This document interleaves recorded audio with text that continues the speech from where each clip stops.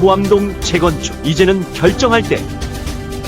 우리 모두를 위한 최적의 재건축 전략, 여러분을 기다립니다.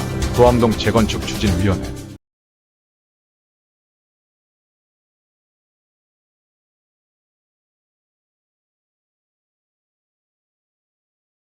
저희는 재개발 재건축에 있어서 약 한 20년 가까이 경력을 쌓아오고 있는 법인입니다.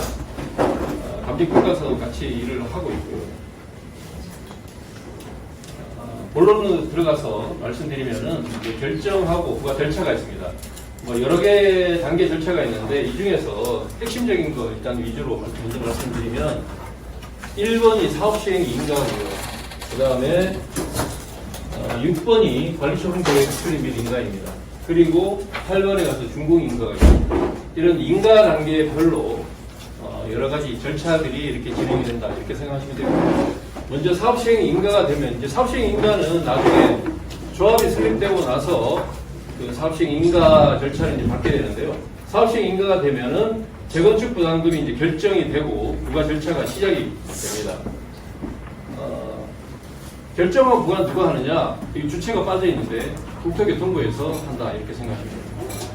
이제 사업시행 인가가 되면은 이제 부과 대상 사업이 고지되고요. 조합에 이제 15일 이내에 국토부에서 고지를 하게 됩니다. 그러면 3개월 이내에 산정한 자료를 우리가 제출하도록 그렇게 하고 있습니다. 이제 그걸 가지고 국토부에서 30일 이내에 예정액을 통제하는 그런 절차를 거치게 됩니다.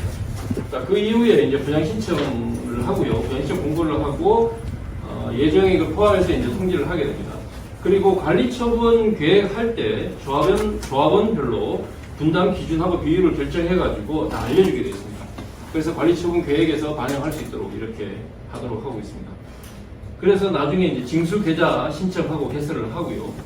이때 이제 먼저 예치하는 사람한테는 정기예금 이자율의 2배에 해당하는 이자를 차감하도록 그렇게 하도록 하고 있습니다.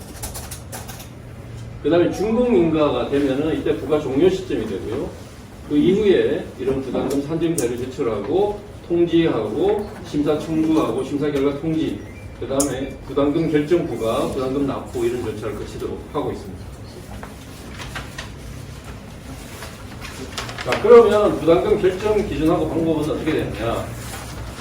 나중에 신축 아파트가 건설이 되면 이 가격이 나오게 됩니다. 이것을 신축 아파트 공동주택 가격이라고 하는데요.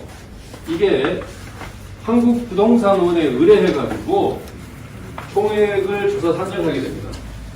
그래서 가격공시위원회 심의를 거쳐서 가액을 결정하게 되고요. 여기에서 이런 가격들을 빼주게 됩니다. 기존 주택 가격을 먼저 빼게 되고요. 기존 주택 가격은 부동산 공시법에 따라서 개별 주택 가격으로 산정이 됩니다. 그런데 여기에서 이제 끝나는 게 아니라 가격 상승분을 곱하게 됩니다. 이거는 이제 용산구에서 평균 주택 가격 상승률을 곱해가지고 산정하는 그런 방식으로 진행이 되고요. 여기에다가 개발 비용 이런 것들을 이제 빼게 됩니다. 공사비, 설계 감리비, 부대 비용, 그 밖의 경비, 그 다음에 공과금, 부담금, 그 다음에 뭐 기부 체납하게 되면 기부 체납 비용 이런 것들을 빼게 됩니다. 자, 그런데 이제 여기서 이제 목적이 뭐냐면은 이게 기본적으로 주택 가격을 안정화시키고 사회적 공평을 이제 도모하는 건데요. 여기에서 이제 보시면은 이제 부과 개시 시점이 있고 종료 시점이 있습니다. 그러니까 언제를 기준으로 개시를 하고 언제를 기준으로 종료를 하느냐 이게 이제 결정이 되는데요. 기본적으로 이제 종료 시점이 언제냐면은 준공 인가된 날을 기준으로 합니다. 나중에 준공돼가지고 우리가 이제 들어가 살 시점 그때를 기준으로 하는 거고요. 개시 시점은 뭐냐면은 이제 시작하는 시점을 얘기합니다. 가격의 시작 시점 이게 언제냐면 조합 설립 인가를 기준으로 하게 되어 있습니다. 나중에 보시면 아시겠지만 이게 원칙적으로 추진위원회 설립 인가 시점에서 조합 설립 인가 시점으로 좀 바뀌게 됩니다. 그래서 가격이 우리가 부담하는 가격이 상당히 줄어드는 그런 점이 있다 이렇게 말씀드릴 수 있고요. 자, 종료 시점 부과 대상 주택에 대해서는 우리가 이제 나중에 분양받는 아파트 공시 가격에다가 일반 분양가를 더하게 됩니다. 그러니까 뭐 우리가 나중에 팔게 되는 그런 아파트들 있잖아요. 그것들의 일반 분양가가 포함되고요. 개시 시점이라는 것은 우리가 이제 말씀드린 것처럼 조합 설립 인가일 그때 시점으로 해가지고 주택 공시 가격을 이제 말하는 겁니다. 그래서 이거를 빼서 이제 하는데 이제 거기에 그치는 게 아니라 아까 말씀드린 것처럼 정상 주택 가격 상승분이라 그래가지고 기본적으로 이제 가격이 올라가는 부분들 있잖아요. 그것을 곱해서 빼주게 됩니다. 자, 이게 기본적으로 재건축 초과 이익이기 때문에 초과 이익이라는 것은 우리가 여기서 개발 함으로 인해 가지고 이익이 발생할 때 그 이익을 얘기하는 거잖아요. 그러다 보니까 정상적으로 주택의 가격이 상승하는 이런 부분들을 당연히 빼줘야 되겠죠. 그래서 이런 부분들이 빠지게 된다. 이렇게 생각하시면 됩니다. 자, 여기에다 이제 개발 비용을 빼게 되는데요. 개발 비용에는 공사비, 설계 감리비 뭐 이렇게 가액들을 빼도록 하고 있고요. 이거는 다시 한번 설명을 드리겠습니다. 자, 부담금 결정 기준인데요. 이게 이제 바뀌면서 굉장히 금액이 줄어드는 효과가 발생했습니다. 왜냐하면은 옛날에는 추진위원회 설립 인가부터 준공 때까지의 기간 동안에 발생한 개발이익에 대해서 다 물렸는데 이게 이제 변경이 되면서 조합 설립 인가일로부터 준공 때까지로 변경이 된 겁니다. 그러다 보니까 지금 여기 지역에서는 아직 조합 설립 인가가 안 됐기 때문에 부과 대상 기간 시점에 아직 발생이 안 한 거죠. 그래서 이것들이 상당히 어떤 금액 산정에서 중요한 부분이다 이렇게 말씀드릴 수 있고요. 저희가 만약에 24년 기준으로 용산구 평균 주택 가격 상승률을 계산해 보니까 약 한 25.5%가 됩니다. 그러니까 25.5%를 가산을 해서 빼주는 그런 부분이다 이렇게 생각하시면 됩니다. 그래서 말씀드린 것처럼 그 금액을 빼주면서 그동안에 들어간 비용도 빼야 되는데 그걸 개발 비용이라고 얘기를 하고요. 거기에 공사비, 뭐 건축, 토목, 조경, 철거 뭐 이런 것도 다 들어가고요. 그 다음에 설계비, 감리비, 그 다음에 부대 비용으로 뭐 분양 비용이라든가 이런 것들 들어가고요. 그 다음에 교통, 환경 영향 평가 이런 것들이 다 들어가게 됩니다. 기타 뭐 조합원 이주 비용, 그 다음에 그거에 대한 금융 비용, 감리평가 수수료 이런 것들이 그 밖의 경비로 다 들어가고요. 제세 공과금으로 취득세, 등록세, 면허세, 법인세 이런 것들이 다 들어가는데 중간에 팔고 나가는 사람들이 양도소득세를 내는 경우에 이런 것들이 문제가 돼가지고 새로 법에 들어갔습니다. 양도소득세도 개발비용으로 빼주라 해가지고 제세 공과금으로 양도소득세까지 빼주게 되어 있습니다. 그 다음에 부담금, 기반시설 부담금, 강력교통시설 부담금 이런 것들을 빼주고요. 그 다음에 우리가 기부 체납하게 되면 기부 체납 공공시설, 그러니까 도로라든가 공원이라든가 이런 것도 기부 체납하게 되잖아요. 거기 들어갔던 비용들을 다 빼주게 되었습니다. 그 다음에 별도로 토지를 우리가 기부 체납하는 경우에 토지에 대해서도 문제고요. 그 다음에 8천만 원 초과해서 1억 3천만 원까지는 10%, 1억 8천만 원까지는 20%, 2억 3천만 원까지는 30%, 2억 8천만 원까지는 40%, 그 다음에 2억 8천만 원 초과하면 50%인데 이게 2억 8천만 원 초과하면 전체 금액의 50%가 아니라 이 단계별로 이렇게 누진적으로 적용이 된다 이렇게 생각하시면 됩니다. 그래서 만약에 뭐 3억이다 그러면 2억 8천만 원까지는 5천만 원만 적용되고요. 나머지 2천만 원에 대해서는 50%가 적용된다 이렇게 생각하시면 됩니다. 이 재건축 부담금을 이제 산정해가지고 예정액을 통지를 하고요. 이거에 대해서 우리가 이제 뭐 이의 신청을 하거나 이렇게 하도록 하고 있습니다. 자, 법령 개정 변천을 보면은 원래 예전에는 조합 설립 추진위원회가 승인된 날 기준으로 해가지고 기준 부과 개시 시점을 정했는데 이게 이번에 24년 3월 27일에 개정되면서 조합 설립 인가를 받은 날로 이렇게 바뀌었습니다. 그러면서 기간이 줄어드는 바람에 상당히 금액이 줄어들었다 이렇게 얘기를 할 수가 있고요. 부과율도 3천만 원부터 시작을 했습니다. 3천만 원에서 면제가 되고 3천만 원 초과 5천만 원, 7천만 원, 9천만 원, 1억 1천만 원 이렇게 돼 있었는데 이게 8천만 원, 1억 3천, 1억 8천, 2억 3천, 2억 8천 이런 식으로 상당히 상향이 조정됐다. 이렇게 이제 생각을 하시면 되고요.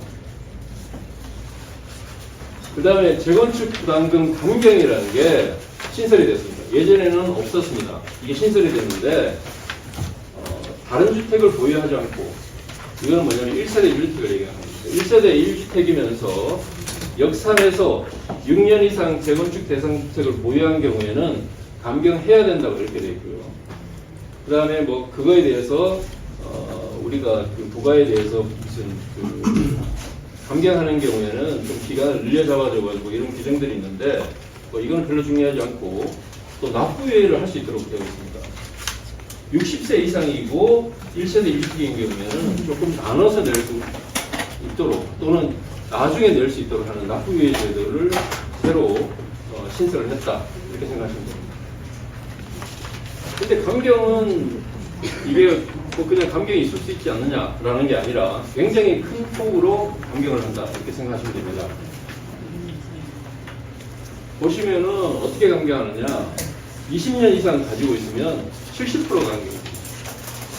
그러니까 예를 들어서 2035년도에 만약에 우리가 준공을 한다 지금부터 10년 뒤에 그러면 2015년도에 구입하셨으면 20년 동안 보유하고 있으면 재건축 부담금의 70%가 감경이 된다 이렇게 생각하십니다.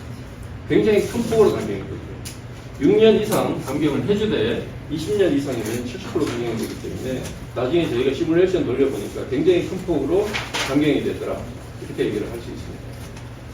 그 다음에 이제 부담금 결정하고 부과에 대한 절차들이 있는데요. 고지 전에 우리가 만약에 이의신청을 할 수 있으면 이의가 있으면 이의신청을 할 수 있고요. 50일 이내에 심사를 청구할 수 있도록 이렇게 규정을 하고 있습니다. 그래서 만약에 나중에 저희가 이렇게 혹시 이게 최초의 이 부담금이 얼마냐 하는 부분은 전체 조합에 대해서 부과가 됩니다. 그리고 조합 차원에서 개별적으로 이게 다 다르기 때문에 누구는 15년 살고 누구는 10년 살고 이것을 조합 차원에서 다 계산을 해가지고 조합원들한테 다 통지를 해야 되는 그런 측면이 있습니다. 그래서 그렇게 했을 때 조합원들이 봤을 때 좀 내가 살고 있는 기간을 잘못 계산했다든가 뭐 이런 부분들이 있으면 이의 신청을 할 수 있고요. 그래서 이런 부분들은 나중에 저희들이 다 상담을 해가지고 처리할 수 있도록 그렇게 하겠습니다. 부과하면 6개월 이내에 납부를 해야 되고요. 아까 말씀드린 것처럼 부과에 납부유예가 있는데 1세대 1주택 60세 이상이면 납부유예를 할 수 있다. 이렇게 이제 얘기를 하고 있습니다.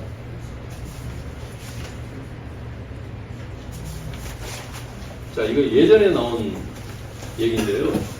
단독주택 재건축은 부담금이 굉장히 문제가 많을 것이다. 왜냐하면 아파트는 이제 실거래가하고 굉장히 유사하게 공시지가가 되어 있습니다. 이게 왜 문제냐면 부담금 산정의 기준이 기본적으로 공시지가를 기준으로 하기 때문에 그렇습니다. 근데 공시지가는 아파트는 굉장히 실거래가에 가깝게 가 있는데 단독주택 같은 경우에는 굉장히 괴리가 크다는 거죠. 이게 왜 문제가 되느냐? 우리가 처음에 개시 시점에 이 산정 방법과 관련해서 문제가 있는데요. 기본적으로 이제 신축 아파트 공동주택 가격은 이게 뭐 그 부동산원이 이제 조사를 한다 하더라도 보통 시가가 비슷하게 나올 건데 최초에 기준 주택 가격을 산정할 때 부동산 공시법에 따른 개별 주택 가격을 산정하게 됩니다. 그러다 보니까 예를 들어서 이 아파트 우리 주택이 기본적으로 한 1억 원에 매매가 되는데 이게 2천만 원이다. 뭐 한 5천만 원이다. 그러면 나중에 아파트 가격은 10억인데 5천만 원을 빼면은 가격 차이가 너무 나는 거죠. 1억을 빼야 되는데 5천만 원을 뺐다. 이렇게 되잖아요. 그래서 이러한 부동산 공시법에 따른 개별주택 가격 자체가 문제가 많다.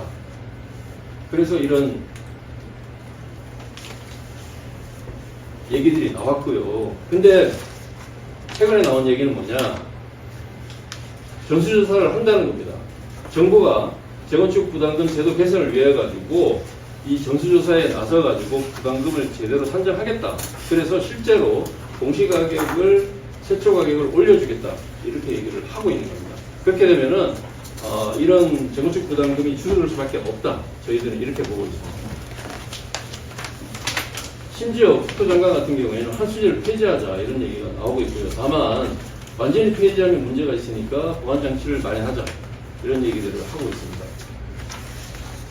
지금 현재 그 폐지 법률안까지 올라가 있고요. 근데 뭐 이게 통과될지는 정확하게 판단이 안 되는 그런 상황입니다. 자, 이거는 이제 광진구에서 저희들이 이제 자문하고 있는 재건축 지역에서 부담금 추정자인데요. 2018년도에 감정평가사를 통해가지고 한번 산정을 했었습니다. 그때 재건축 초과이익이 1387억이 나왔고요. 말씀드린 것처럼 종료 시점에 주택 가액이 나오고요. 이거는 이제 준공 기준으로 해가지고 조합원의 주택 공시 가격하고 일반 분양분 분양가를 더해가지고 가격을 산정한 거고요. 여기에다가 개시 시점 주택 가액 10년 역산해가지고 2015년도 거를 기준으로 했는데 해보니까 1,049억 여기다가 주택 가격 상승분 209억 이걸 더한 다음에 개발 비용 3,806억 그러니까 공사비 조합원비 이거를 이제 뺀 겁니다. 6,452억에서 이 세 가지를 빼면 1,387억이 되는데 이거를 가구당 396명으로 나누니까 약 한 1억 4천만 원 정도 돌아가는 걸로 2018년도에 이렇게 산정이 됐었습니다. 근데 24년에 와가지고 다시 재봤거든요. 왜냐하면 아직까지 완공이 안 됐으니까. 재보니까 어떻게 되느냐. 여기에서 이걸 뺐는데 금액이 약 한 1,009억이 나옵니다. 근데 1,387억하고 1,009억하고 큰 차이가 없죠.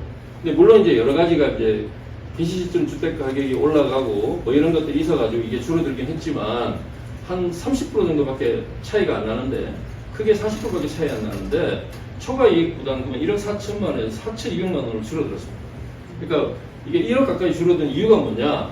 이유는 지금 개시 시점 주택가의 상승이라든가 공사비 상승이라든가 법령 개정이라든가 이런 것들 때문에 약 70% 수준으로 대폭 감소가 생겼다 이렇게 얘기를 할 수가 있습니다. 그래서 저희들이 봤을 때는 시간이 지나면 더 줄어들 거다 이렇게 이제 생각을 하고 있습니다. 그리고 이게 이제 공시가격이다 보니까 또 어떤 우리한테 장점이 있느냐. 센트레빌 아스케리움하고 브라운스톤 남산 아파트를 이제 비교를 해보니까요. 2024년 기준으로 공동주택 가격, 공시가격이 현재 매매 가격에 비해서 58.2% 수준이랍니다. 현재 매매 가격이 한 128제곱미터 기준으로 한 17억 정도 되는데 공동주택 공시가격은 9억 9,100만 원밖에 안 된다는 거죠.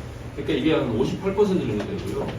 그 다음에 브라운스톤 같은 경우에는 현재 매매 가격이 168제곱미터 기준으로 19억인데 공주택 가격은 공시가격은 약 한 10억 정도, 11억 정도 된다. 그러면 한 57.5% 수준이다. 이 얘기는 뭐냐면 나중에 우리가 개발된 다음에 새로운 아파트 가격이 실제 매매 가격보다 공시가격은 훨씬 작을 것이다. 그러면 이익 자체도 줄어들지 않겠나 이렇게 생각을 하는 겁니다. 자, 그 다음에 기존 주택, 개별주택 공시가격도 지금 보시면은 후암동 기준으로 해가지고 계속 올라가고 있습니다. 2009년도에 2억 7천에서 2015년도 3억 9천이 되고요. 현재 저희들이 보기에는 6억 4천 정도 되는 걸로 보입니다. 그러면 최초의 가격도 상당히 올라가고 있다. 그러면 재건축 초과 부담금 자체가 굉장히 줄어들 수밖에 없다.